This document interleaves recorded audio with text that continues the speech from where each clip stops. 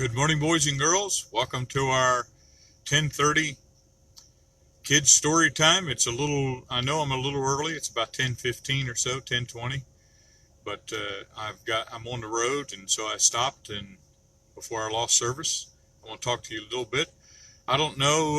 I am sitting out at the Laymansville Cemetery. I'm actually in the cemetery with all the tombstones.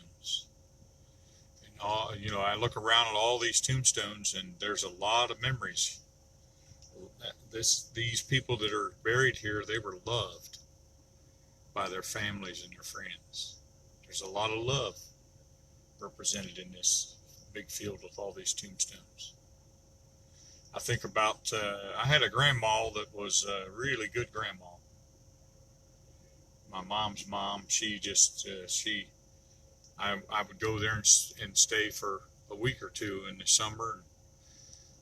There were times even in the school year I would go there and stay for a week and just catch the school bus out of her house and go to school, and got permission to do that.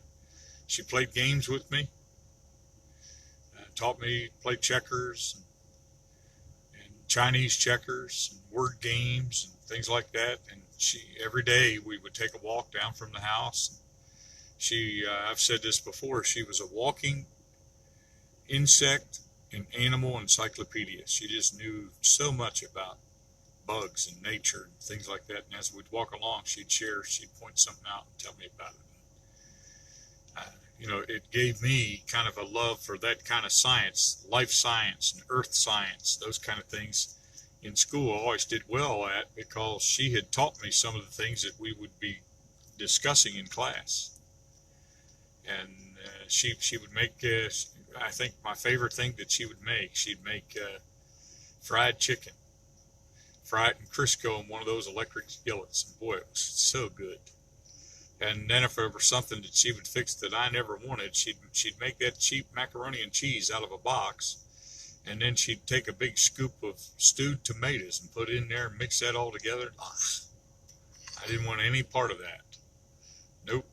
Just give me the mac and cheese. And that's the way. And I remember she would wait. If whoever was eating there at her house, she'd always wait to be the last one to get her piece of chicken. And she almost always, I remember, she took the littlest piece, because she was making sure everybody else got something. And I miss my grandma. I look forward to the day where I get to see her again. And there's a Bible verse in Matthew 5:4. It says, "Blessed are those who mourn, for they will be comforted." And it's God that comforts us. God comforts us with His promise that heaven's a real place. I've got a lot of friends and family members. My mom's over there. My grandma's over there. I've got uncles. I've got good friends that are over there. Other relatives. And I look forward to seeing those people and talking with them.